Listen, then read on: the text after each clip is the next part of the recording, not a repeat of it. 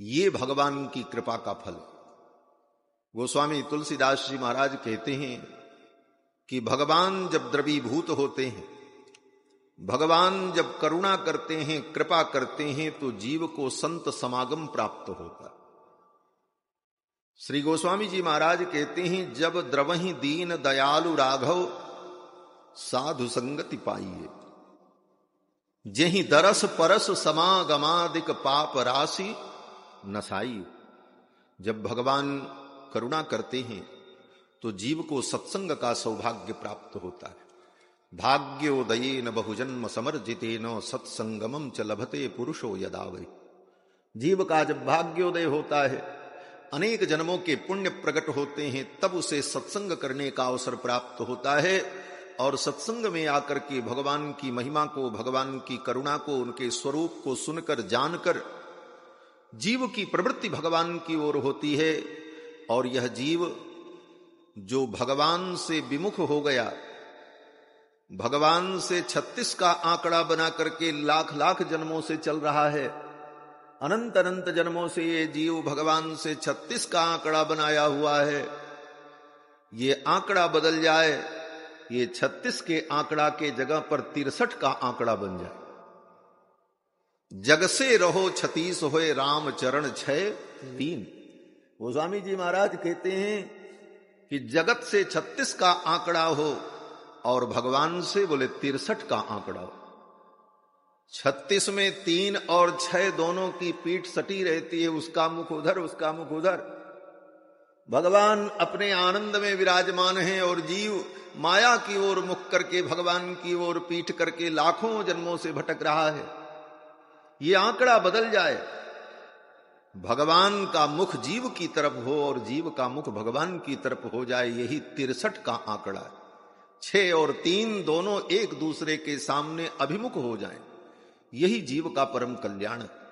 और इसी के लिए ही सकल शास्त्र की प्रवृत्ति, सारे शास्त्र, पुराण, वेद, इन सब का एक ही तात्पर्य है कि यह जीव अपने निज स्वरूप से भटक करके जो दूसरी दिशा में जा रहा है, ये अपने स्वरूप को समझकर भगवान के अभिमुख हो जाए।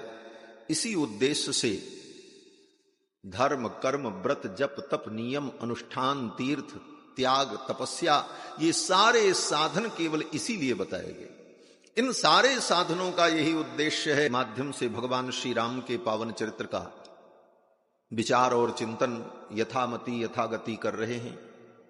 और यह सौभाग्य हम सभी लोगों को तिवारी जी महाराज के माध्यम से प्राप्त हुआ। श्री सीता शरण तिवारी जी ने 1 वर्ष पूर्व से, और श्री शास्त्री जी महाराज उसकी भूमिका में प्रमुख रहे और योजना बंदी। और आज ये योजना, ये संकल्प मूर्त रूप में दिखाई पड़ रहा है। इस हनुमंता ग्राम में विराजमान होकर श्री रामायण जी की चर्चा सुनने और सुनाने का ये अवसर हमको, आपको प्राप्त हो रहा है। ये भगवान की बहुत बड़ी कृपा है, यही भगवान की सबसे बड़ी कृपा और करुणा है, ऐसा अनुभव करना चाहिए। श्री वेदव्यास जी महाराज कहते हैं कि भगवान की कथा को सुने बिना हमारा मन शुद्ध नहीं हो सकता। सारी समस्या मन की है। जो मन दिखाई नहीं पड़ता, लेकिन मन का ही परिणाम इस जगत में दिखाई पड़ता है। स्वयं मन दिखाई नहीं पड़ता। दुनिया के सारे वैज्ञानिक मिलकर किसी के शरीर का ऑपरेशन करके ढूंढते ढूंढते थक जाएं, लेकिन ये नहीं पता पा सकते कि शरीर में मन कहां है। मन का कोई मूर्त रूप आज तक किसी वैज्ञानिक को, किसी चिकित्सक को नहीं मिला। वह अत्यंत सूक्ष्म जो मन है,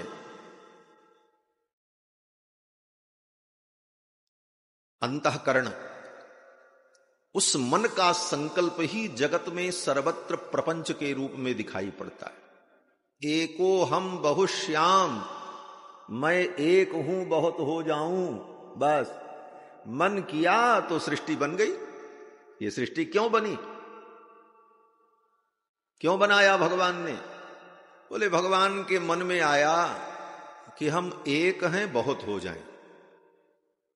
बोले एक थे बहुत होने की इच्छा भगवान को क्यों हुई? यही वेदांत का सिद्धांत है। वेदांत में यही बताया गया कि ये सृष्टि क्यों हुई। बोले भगवान ने विचार किया हम अकेले हैं। बोले अकेले हैं क्या समस्या है? कहे भाई अकेले मन नहीं लगता, एकाकी न रमते। वेद ने कहा एकाकी न रमते, अकेले रमण नहीं होता। आप अकेले रहो तो किससे बात करोगे, किससे प्रेम करोगे, किससे झगड़ा करोगे, किसको डांटोगे, क्या करोगे? कुछ नहीं कर। एकाकी न रमते, अकेले व्यक्ति रमण नहीं कर सकता। तो भगवान के मन में भी ये भाव आया कि मैं अनेक बन जाऊं। एकाकी न रमते एको हम बहुश्याम तत्सृष्ट्वा तदेवानुप्राविशत् सच्यत्यच्चाभवत्। श्रुति कहती है, वेद भगवान कहते हैं कि भगवान ने संकल्प किया है मैं एक हूं बहुत हो जाऊं। और भगवान का ये बहुभवन संकल्प, जिसको कहा जाता है वेदांत की भाषा में बहुभवन संकल्प, बहुत होने का संकल्प। तो बहुभवन संकल्प जो भगवान ने किया उसी का परिणाम ये जगत। तो भगवान के मन का परिणाम ये जगत बन गया। अब इस जगत में ये जो जीवात्मा है, भगवान का अंश विशेषण, ये जीवात्मा, इसको भी भगवान ने मन दिया है, इसके पास भी मन। फिर जगत बनने के बाद इस जगत में जीव के मन ने जो संकल्प किया, हमारे आपके मन ने, उस मन का परिणाम संसार में दिखता है। हमारा मन किया ऐसा घर बनावे तो ऐसा घर बन गया। हमारा मन किया कि हम ये खाएं तो वो वस्तु हमने बनाई और खाना शुरू कर दिया। हमारा मन हुआ कि हम ये कार्य करें तो वैसा कार्य होने लगा। तो संसार, मन ने ही कहा कि ऐसा पांडाल लगाओ तो ऐसा पांडाल लग गया। मन ने कहा ऐसे ऐसे मंच बनाया जाए, ऐसे ऐसे कुर्सियां रखी जाएं, ऐसे ऐसे व्यवस्था बनाई जाए, तो मन ने जैसा जैसा कहा वैसा वैसा होता गया और मन का परिणाम ये प्रकट हो गया। तो संपूर्ण सृष्टि में जो कुछ दिखाई पड़ रहा है ये सब मन का ही परिणाम। और यही मन अपने संकल्प के कारण बंधन में भी पड़ता है और मुक्ति को भी प्राप्त करता है। मन के संकल्प के कारण ही जीव को बंधन भी होता है और मन के संकल्प के कारण ही जीव की मुक्ति भी होती है। मन ने अगर गलत संकल्प किया, अनुचित संकल्प किया तो उसका परिणाम अनुचित हो जाता है, और मन सत संकल्प करता है तो उसका परिणाम दिव्य हो जाता है। अब महाराज ये मन हमारा सही संकल्प करे, इसके लिए हम क्या करें? बोले भगवान से प्रार्थना करो और कुछ कर नहीं सकते। इसीलिए वेदों ने कहा तन्मे मनः शिव संकल्पमस्तु, हमारा मन शिव संकल्प वाला हो। शिव माने कल्याण। हमारा मन कल्याण का संकल्प करे, अच्छा संकल्प करे। क्योंकि यही मन अगर गलत संकल्प कर लेगा तो उसका परिणाम गलत हो जाएगा। वेद भगवान ने कहा कि मन एव मनुष्याणाम कारणम बंध मोक्षयोः, ये मन ही मनुष्य के बंधन और मोक्ष दोनों का कारण। बंधन का कारण कौन मन है? तो वेद भगवान ने कहा कि बंधाय विषया, हमारा मन विषयों में आसक्त हो जाए तो यही मन बंधन का कारण है। मुक्त्यै निरविषयम मनः, और हमारा मन विषयों से मुक्त हो जाए तो यही मन मुक्ति का कारण बन जाता है। इसी को साधारण भाषा में कहते हैं मन के हारे हार है, मन के जीते जीत। तो मन संकल्प विकल्पात्मक जो चेतना है, उस मन के संकल्प से ही सब कुछ परिणाम प्रकट होता है। ये मन शुद्ध हो जाए तो मन का संकल्प भी शुद्ध हो जाएगा। मन शुद्ध हो, मन का संकल्प शुद्ध हो, तो उस संकल्प का जो परिणाम होगा वह परिणाम भी शुद्ध होगा, अच्छा हो। तब विचार हुआ कि अब भाई बात यहां पहुंच गई है कि मन को शुद्ध किया जाए। आद अपरम किंचिन मन शुद्ध्यै न विद्यते। मन की शुद्धि के लिए एक ही उपाय है, बस, दूसरा उपाय नहीं। वो एक उपाय क्या है? वेद व्यास जी कहते हैं कि भगवान की कथा सुनने से मन शुद्ध होता है। बाकी शुद्धि के बहुत उपाय हैं। तन को शुद्ध करना है, गंगा में जाकर के नहा लो, समुद्र में स्नान करो, बड़े बड़े तीर्थों में जाकर के स्नान करो। धन को शुद्ध करना है, दान करो, सत्कर्म करो, सेवा में लगाओ। धन शुद्ध हो जाएगा, तन शुद्ध हो जाएगा, वस्तुओं को भी शुद्ध कर लो। लेकिन मन को शुद्ध करने का क्या उपाय है? वेद व्यास जी कहते हैं एतस्माद् अपरम किंचिन मन शुद्धै न विद्यते। भगवान की कथा को छोड़ करके मन को शुद्ध करने वाला दूसरा कोई उपाय नहीं। जब तक भगवान की कथा को, भगवत चरित्र को बार बार नहीं सुनोगे, तब तक मन शुद्ध नहीं हो सकता।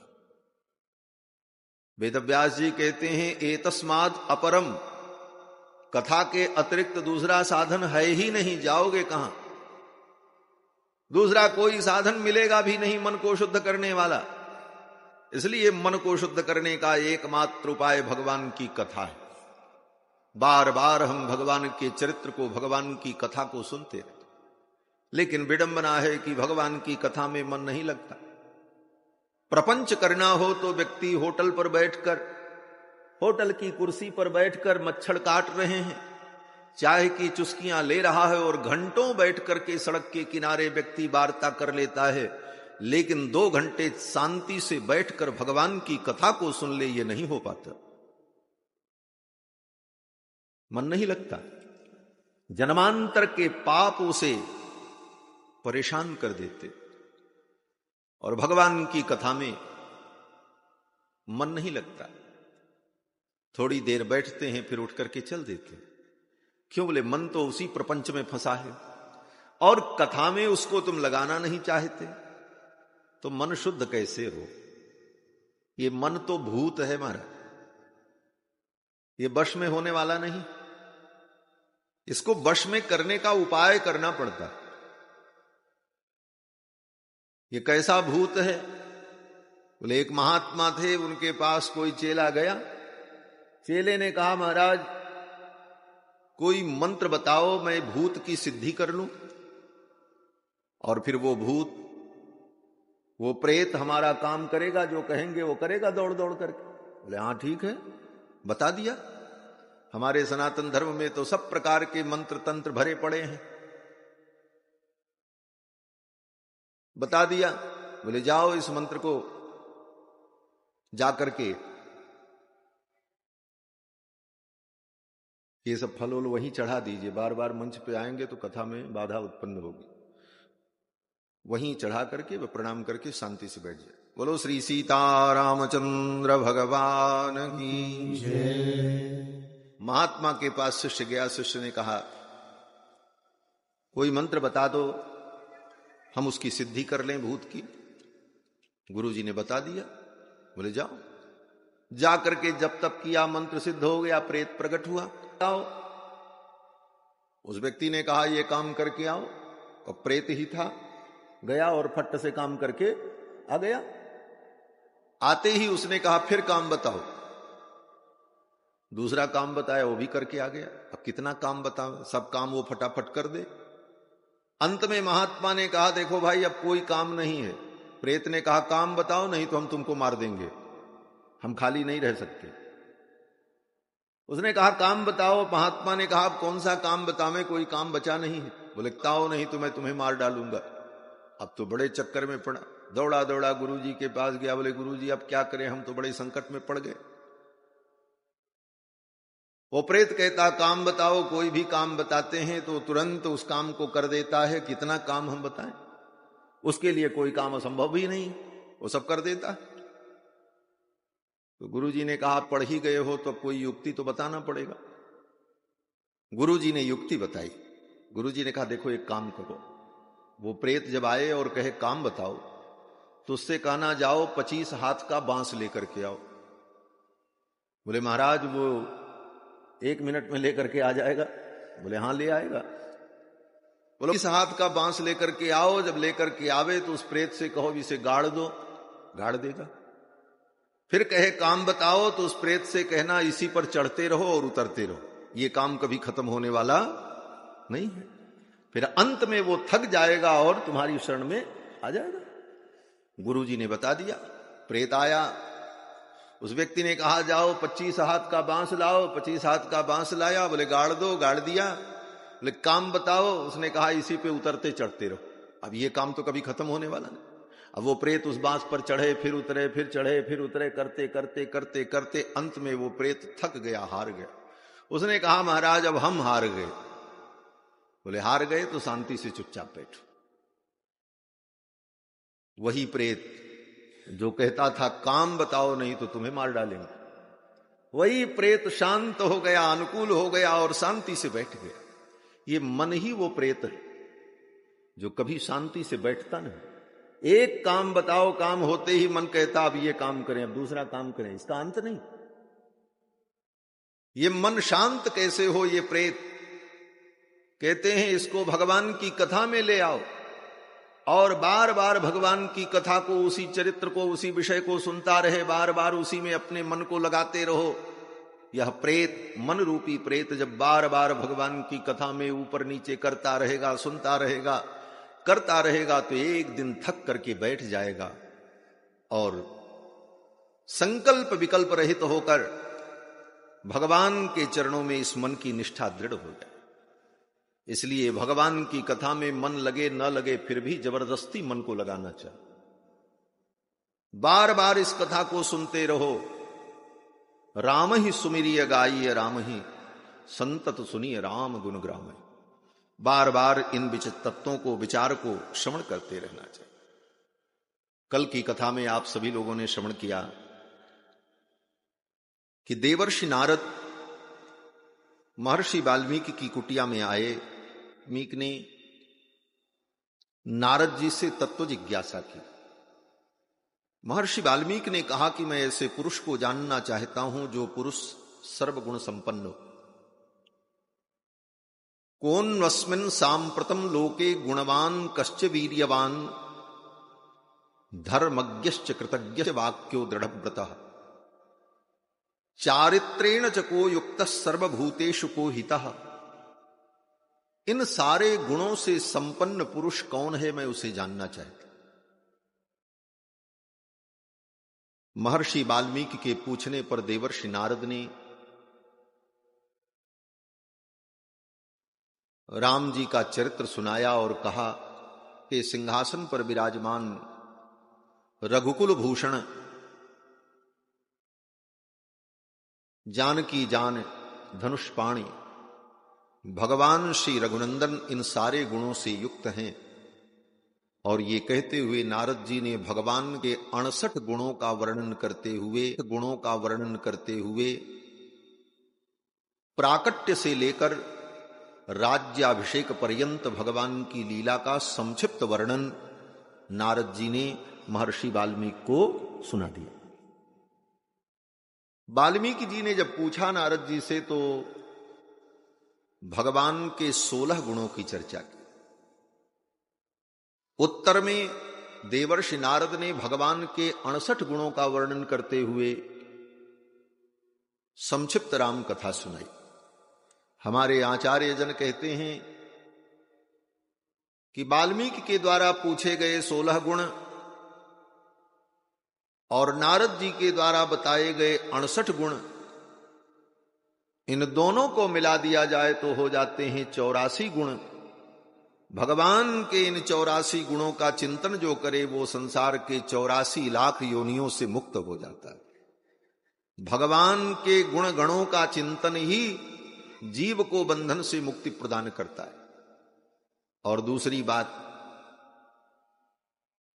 भगवान सदा सर्वगुण संपन्न ही होते हैं।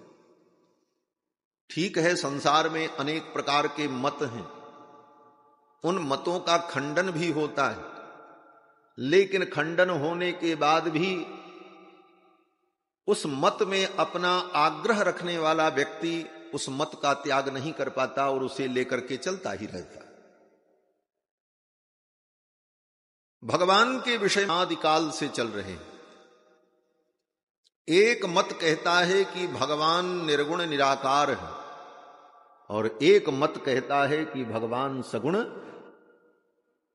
ये दोनों मत अनादिकाल से चल रहे हैं, और दोनों मत के लोग अपनी अपनी पुष्टि में अनेकानेक प्रमाण तर्क उपस्थित रखते हैं। लेकिन आज तक इसका निर्णय स्पष्ट नहीं हो पाया कि दो में से एक सही है एक गलत है, ये नहीं कहा जा सकता। यहां तक कि गोस्वामी जी महाराज को भी कहना पड़ा, सगुन ही अगुन ही नहीं कछु भेदा। सगुन ही अगुन ही नहीं कछु भेदा, गावहि मुनि पुराण बुध वेदा। सगुन ही अगुन ही नहीं कछु भेदा, गावहि मुनि पुराण बुध वेदा। गावहि मुनि पुराण बुध वेदा, गावहि मुनि पुराण बुध वेदा। मुनि, मुनि माने मंतारो, वेद शास्त्रार्थ तत्वावगंतारो मुनय। जो वेद के तत्व को, शास्त्र के तत्व को जाने वो मुनि, ऐसे मुनि लोग। बुध, बुध माने बुद्धिमान लोग, और वेद माने वेद शास्त्र।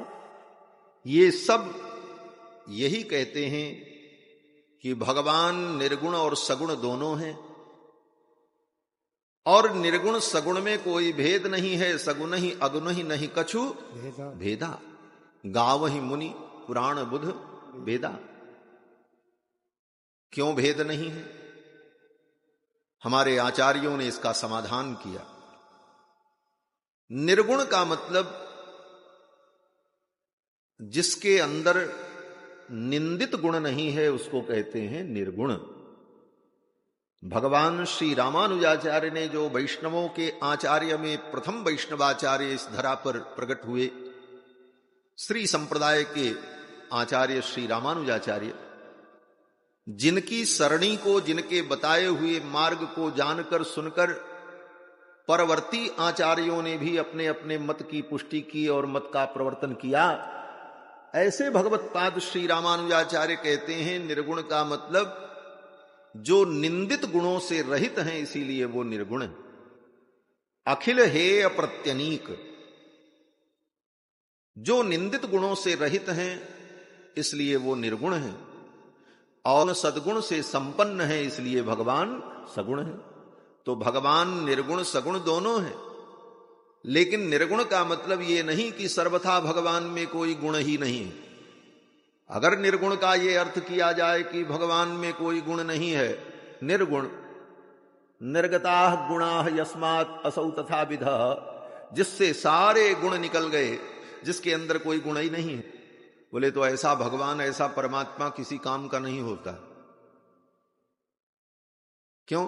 बोले वो तुम्हारे ऊपर कृपा भी नहीं करेगा। क्यों? बोले कृपा करेगा तो तुरंत सगुण हो जाएगा, क्योंकि कृपा भी तो गुण है। वो करुणा भी नहीं, करुणा करेगा तो सगुण हो जाएगा। तो निर्गुण परमात्मा के विषय में जो भ्रम समाज में व्याप्त है, निर्गुण का मतलब जिसमें कोई गुण न हो, वो निर्गुण परमात्मा कुछ करता ही नहीं, उससे कुछ होने वाला भी नहीं।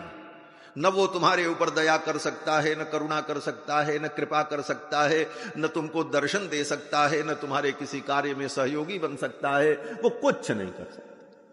निष्क्रिय। क्यों? बोले क्रिया भी उसमें कोई नहीं हो सकती। क्यों? बोले क्रिया रूप रस गंध स्पर्श शब्द ये सब जो गुण हैं तो क्रिया भी गुण है। अगर क्रिया उसके अंदर हो जाएगी तो फिर सगुण हो जाएगा, वो फिर निर्गुण कहां रहा।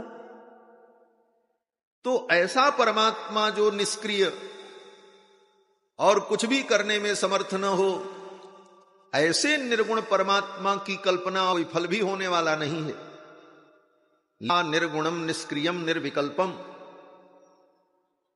और फिर वेदों ने कहा दैव श्रूयते स्वाभाविकी ज्ञान बल क्रिया च, उसके अंदर अनेक प्रकार के स्वाभाविक गुण भी विद्यमान है, ये भी वेदों ने कहा। अब दोनों बातों का समन्वय कैसे? समन्वय की जरूरत क्या है? एक बात मान ली जाए? बोले नहीं, समन्वय करना पड़ेगा। तत्तु समन्वयात, वेदांत कहता उसका समन्वय करो। नहीं समन्वय करोगे तो नास्तिक हो जाओगे। बोले महाराज इसमें नास्तिक की बात कहां से आ गई? बोले हां, वेद के किसी भी वाक्य को अगर आपने प्रमाण नहीं माना तो आप नास्तिकता की परिभाषा है। नास्तिक कहते किसको है? आज का सामान्य व्यक्ति यही समझता है जो परमात्मा को माने वो आस्तिक और जो परमात्मा को न माने वो नास्तिक।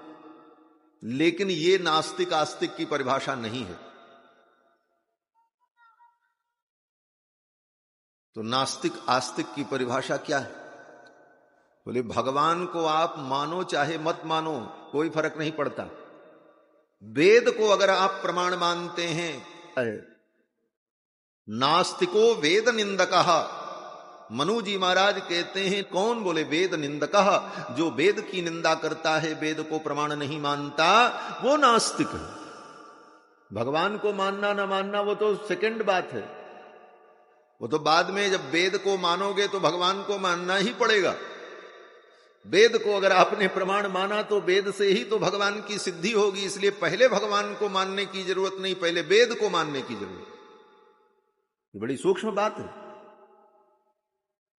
क्यों? बोले वेद को अगर तुम मान लोगे तो भगवान को मानने और समझने में दिक्कत नहीं होगी। भगवान का एक नाम ही है वेद वेद्य। राम जी कौन है? बोले वेद वेद्ये परे पुंस जाते दशरथात्मजे वेद प्राचेद सादासीत साक्षात रामायणात्मना। भगवान वेद वेद्य हैं, वेदों के द्वारा ही जाने जाते हैं। तो वेद को जो माने वो आस्तिक और जो वेद को न माने वो, वेद के एक वचन को आप मानो और दूसरे वचन का निरादर कर दो तो आप तो नास्तिक बन जाओगे। निर्गुणम निष्क्रियम, इस श्रुति को मन न मानो और परास्य सक्तुर विविधैव श्रूयते, इस श्रुति को मान लो तो आप नास्तिक। और निर्गुणम निष्क्रियम को मान लिया, सगुण श्रुति को नहीं माना तो फिर नास्तिकता आ जाएगी। तब बोले तब दोनों का समन्वय करो। निर्गुण वादिनी श्रुतियां जो हैं, ये श्रुतियां वही वेद उसके गुणों का भी वर्णन करते। दोनों का श्रुतियां वही वेद उसके गुणों का भी वर्णन करते, दोनों काम करते। तो कहते हैं कि ऐसा वर्णन वेदों ने क्यों किया? बोले भगवान का गुण वर्णन करते करते वेद जो है भगवान के गुण का अंत नहीं पाए, और जब अंत नहीं मिला तब वेदों ने कहा न इति न इति, अब हम उसका वर्णन ही नहीं कर पाए। तो इस प्रकार से भगवान के गुणों का जो समन्वय है, कैसे समन्वय? बोले निर्गुण का मतलब जिसके अंदर निंदित गुण विद्यमान नहीं है वो निर्गुण, और जिसके अंदर सद्गुण विद्यमान है वो सगुण। तो भगवान ही निर्गुण सगुण दोनों। भगवान के अंदर कोई निंदित गुण नहीं है। अखिल हेय प्रत्यनीक कल्याणैकतान श्वेतर समस्त वस्तु विलक्षण। एक पंक्ति में ही भगवान के स्वरूप का जो निरूपण भगवत्पाद रामानुजाचार्य जी ने किया, क्या कहा? बोले अखिल हेय प्रत्यनीक, जो समस्त निंदनीय गुणों के विरोधी हैं। प्रत्यनीक, अखिल हेय प्रत्यनीक, एक वाक्य। और दूसरा कल्याण गुणैकतान, माने समस्त कल्याण गुणों के एकतान माने आश्रय। अखिल हेय प्रत्यनीक कल्याण गुणैकतान। और तीसरा लक्षण बताया स्वेतर समस्त वस्तु विलक्षण, भगवान अपने से इतर जितनी वस्तुएं हैं उनसे विलक्षण है। यह भी कहने का तात्पर्य बड़ा गंभीर है आचार्य चरण का। क्यों? बोले कुछ लोग ऐसे हैं जो भगवान के अलावा, ब्रह्म के अलावा दूसरी वस्तु को, दूसरे तत्व को मानते ही नहीं। वो कहते हैं ये जगत भी मिथ्या है, केवल ब्रह्म एक ही तत्व है, जगत मिथ्या है। ये जीव, बोले ये जीव भी भ्रम के कारण, अज्ञान के कारण अपने को जीव मानता है, वस्तुतः ये जीव ब्रह्म ही है। तो एक तत्ववाद, एक ही तत्व है ब्रह्म, और कुछ है ही नहीं है दूसरा। उस ब्रह्म के अलावा कुछ और दूसरा है ही नहीं। लेकिन हमारे आचार्य चरण कहते हैं नहीं, उन ब्रह्म के अलावा दो तत्व और है, एक जीव तत्व है, दूसरा माया तत्व है। जीव तत्व और माया तत्व, ये दो तत्व और है। लेकिन भगवान बोले इन दोनों तत्वों से विलक्षण है, जीव से भी विलक्षण है और माया से भी विलक्षण है। ये परिभाषा आचार्य चरण ने भगवान की बताई। अखिल हेय प्रत्यनीक कल्याणैकतान स्वेतर समस्त वस्तु विलक्षण, अपने से इतर समस्त वस्तुओं से जो विलक्षण है वो भगवान। तो भगवान अनंत कल्याण गुणगण निलय, उन भगवान के दिव्य गुणों का वर्णन महर्षि वाल्मीकि ने रामायण के माध्यम से किया है। नारद जी ने कथा सुनाई और नारद जी चले गए। फिर महर्षि वाल्मीकि अपने शिष्य भरद्वाज जी को साथ में लेकर तमसा नदी के तट पर स्नान करने के लिए गए। महर्षि वाल्मीकि जहां रहते थे उनके आश्रम से थोड़ी ही दूर पर तमसा नदी प्रवाहित हुई। जगाम तमसा तीरम जाह्नव्यास्त्वविदूरतः, अपने शिष्य भरद्वाज जी को लेकर वाल्मीकि जी तमसा नदी के तट पर स्नान करने के लिए, मध्यान्ह संध्या वंदन करने के लिए गए। ये वही भरद्वाज जी हैं। कौन भरद्वाज जी? बोले जो प्रयाग में रहते। भरद्वाज मुनि बसही प्रयागा, जिनहि राम पद अति अनुराग। ये भरद्वाज जी महर्षि वाल्मीकि के शिष्य, और भरद्वाज जी के सामने ही नारद जी आए और वाल्मीकि जी को राम कथा सुनाई। महर्षि वाल्मीकि ने रामायण की रचना की, ये सब भरद्वाज जी के सम्मुख ही हुआ। भरद्वाज जी इसके साक्षी बने। तो महर्षि वाल्मीकि जब तमसा नदी के तट पर स्नान करने के लिए गए, जगाम तमसा तीरम जाह्नव्यास्त्वविदूरतः सतु तीरम समासाद्य तमसा या मुनिस्तदा। तमसा नदी के तट पर जब दोनों पहुंचे तो महर्षि वाल्मीकि ने भरद्वाज जी से कहा, भरद्वाज ये तट कितना सुंदर है। कैसा है? बोले पार्श्वे दृष्ट्वा तीर्थम अकर्दमम, अकर्दमम तीर्थम, जहां पर कीचड़ नहीं है, सूखा हुआ बढ़िया घाट है, यहां स्नान करने लायक है। और देखो अकर्दममिदं तीर्थम भरद्वाज निशामय रमणीयम प्रसन्नाम्बो सन्मनुष्य मनो यथा। देखो ये घाट कितना निर्मल है, और जो जल प्रवाहित हो रहा है तमसा का, ये जल भी कितना प्रसन्न है। प्रसन्नाम्बु, यह अंबु, ये जल कितना प्रसन्न है, निर्मल है। बोले कितना निर्मल है? तो महर्षि वाल्मीकि कहते हैं सन्मनुष्य मनो यथा, जैसे सत्पुरुष का सज्जन मनुष्य का मन जितना निर्मल होता है उतना निर्मल ये जल। मनुष्य का मन इतना ही निर्मल होना चाहिए जितना निर्मल जल होता है, नदी का प्रवाहित जल। यही हम लोग स्नान करें। वस्त्र इत्यादि रख दिया, वल्कल वस्त्र इत्यादि। तमसा के तट पर बड़ा रमणीय वातावरण था। महर्षि वाल्मीकि ने कहा थोड़ा भ्रमण कर लेते हैं, फिर स्नान करेंगे। तो तमसा के तट पर गुरु शिष्य दोनों भ्रमण करने लगे।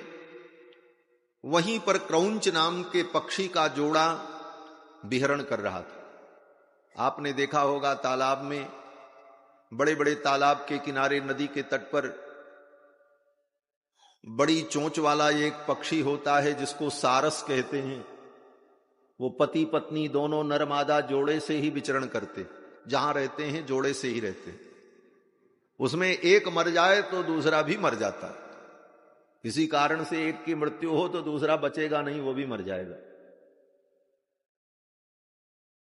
उसी समय एक शिकारी आया, निषाद धीवर, और उसने उस क्रौंच पक्षी के जोड़े में जो नर था उस नर को बाण से मार दिया।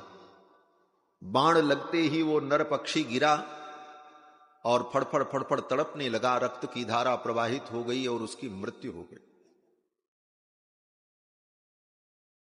वो पक्षी जब मर गया क्रौंच, तो उसकी क्रौंची जो थी वो विलाप करने लगी, रोने लगी। कभी इधर भागती कभी उधर भागती। भय और दुख और करुणा से वो क्रौंची करुण क्रंदन करने लगी। महर्षि वाल्मीकि ने इस दृश्य को देखा। क्रौंची का रोना, क्रौंच का मरना और उस निषाद की निर्दयता, और इसके बाद उस निषाद की प्रसन्नता। वो मुस्कुरा रहा था, हमारा बाण तो सही निशाने पर लग गया, आज का काम हो गया। यह सब दृश्य देखकर महर्षि वाल्मीकि के हृदय में पहले तो करुणा प्रकट हुई। इस दुखद दृश्य को देखकर, इस करुण दृश्य को देखकर महर्षि के हृदय में करुणा प्रकट हुई, और फिर वो करुणा क्रोध में परिवर्तित हो गई और महर्षि वाल्मीकि ने उस निषाद को शाप दे दिया। महर्षि वाल्मीकि ने कहा, तुमने इस निरीह प्राणी को मारा है, जाओ, तुम्हें प्रतिष्ठा प्राप्त नहीं होगी, बहुत दिन तुम जीवित नहीं रहोगे, तुम भी मरोगे और तुम कभी सुखी नहीं हो पाओगे। मा निषाद प्रतिष्ठां तम अगमस्सास्वती समाह यत्क्रौंच मिथुनादेकम अवधि काम मोहितम। तुमने इस क्रौंच को मारा है, इस पाप के कारण तुम कभी शांति प्राप्त नहीं कर पाओगे, कभी प्रतिष्ठा प्राप्त नहीं कर पाओगे। ये शाप महर्षि वाल्मीकि ने उस क्रौंच को, ओ निषाद को दिया। मन खिन्न हो गया इस घटना से। फिर महर्षि ने स्नान किया तमसा में और जल लेकर बड़े खेद खिन्न होकर महर्षि वाल्मीकि अपनी कुटिया के लिए चल पड़े। पीछे पीछे भरद्वाज जी पीछे। ये ऐसी बंद कर दो। श्री सीतारामचंद्र भगवान की जय। तो महर्षि वाल्मीकि भी पीछे, वाल्मीकि जी के पीछे पीछे भरद्वाज जी चल पड़े। महर्षि वाल्मीकि के मुख से जो शाप निकला था, वो शाप गद्य में नहीं था, पद्य में था। कोई भी बात हम लोग कहते हैं तो उस बात को कहने की दो ही विधा होती है, या तो पद्य में कहेंगे या तो गद्य में कहेंगे। कोई बात या तो गीत में, श्लोक में, कविता में हम कहेंगे अथवा सीधे सीधे कहेंगे, उसको कहते गद्य। क्रोध में व्यक्ति कुछ भी कहता है तो गद्य में ही कहता है, पद्य में नहीं कहता। आपको क्रोध आए और आप किसी को डांटो तो कविता गाओगे, कविता बनेगी। बड़ा से बड़ा कवि हो, लेकिन क्रोध से अगर वो भरा है और उस समय उसके हृदय में रोष है तो उसके मुख से कविता नहीं निकलेगी। स्वाभाविक रूप से वो गद्य में ही बोलेगा, लेकिन महर्षि वाल्मीकि के मुख से उस क्रोध की दशा में कविता प्रकट हो। ये विश्व की प्रथम कविता थी, इसीलिए इनको आदि कवि कहा जाता है। और वो कविता क्या थी? बोले वही शाप। 32 अक्षर में, 4 चरणों में, 8-8 अक्षर के एक एक चरण, अनुष्टुप छंद में महर्षि वाल्मीकि के मुख से कविता प्रकट हुई शाप के रूप में, और ये विश्व की प्रथम कविता है। मां निषाद प्रतिष्ठां त्वं अगमः शाश्वती समाः यत्क्रौंच मिथुनादेकं अवधि काम मोहितम। ये श्लोक विश्व की प्रथम कविता है जो वाल्मीकि के मुख से प्रकट हुई। इसके पहले दुनिया में धरती पर कोई कविता, कोई काव्य नहीं था। भरद्वाज जी ने सुना, याद कर लिया, और पीछे पीछे चलते हुए, गुनगुनाते हुए इसी कविता को दोहराते हुए आए। महर्षि वाल्मीकि भी सोच रहे थे, मेरे मुंह से ये कैसी पंक्ति निकली, आज तक ऐसी पंक्ति कभी प्रकट नहीं हुई। और महर्षि वाल्मीकि की इच्छा से वो नहीं प्रकट हुई थी। वाल्मीकि जी में नहीं समझ पा रहे थे कि आज मेरे मुख से ऐसी कविता कैसे प्रकट हो गई। और ज्यों ही वाल्मीकि जी अपनी कुटिया में पहुंचे, तब तक ब्रह्मा जी आ गए। पहले तो ब्रह्मपुत्र आए थे नारद जी, अब ब्रह्मा जी आ गए। आजगाम ततो ब्रह्मा, ब्रह्मा जी आ गए। ब्रह्मा जी जब आए तो आजगाम ततो ब्रह्मा लोक कर्ता स्वयं प्रभु, समस्त लोकों के कर्ता, विश्व की सृष्टि करने वाले ब्रह्मा जी महाराज जब आए तो महर्षि वाल्मीकि ने उठ करके उनका स्वागत किया। प्रांजलि प्रयतो भूत्वा तस्थौ परम विस्मितः, हाथ जोड़कर महर्षि वाल्मीकि उनके सामने खड़े हो गए ब्रह्मा जी के, और बड़े विस्मित हुए। लोककर्ता ब्रह्मा जी आए, मेरी कुटिया में प्रकट हुए, पूजन किया, वंदन किया, अभिनंदन किया, और महर्षि वाल्मीकि ने चरणों में प्रणाम किया। महर्षि वाल्मीकि ने कहा, भगवान आपने मेरे ऊपर करुणा की, आपने दर्शन दिया। ब्रह्मा जी ने कहा, मैं किसी प्रयोजन से आया हूं। वाल्मीकि जी ने कहा, क्या प्रयोजन है? ब्रह्मा जी ने कहा कि तमसा के तट पर निषाद को जो तुमने शाप दिया है, वो कविता जो तुम्हारे मुख से प्रकट हुई है। वाल्मीकि जी ने कहा, वही तो मैं सोच रहा हूं, ये कविता कैसे प्रकट हुई। तब ब्रह्मा जी ने कहा, मच्छंदा देवते ब्रह्मन् प्रवृत्तेयम सरस्वती, मेरे संकल्प से तुम्हारे मुख से ये सरस्वती प्रकट हुई।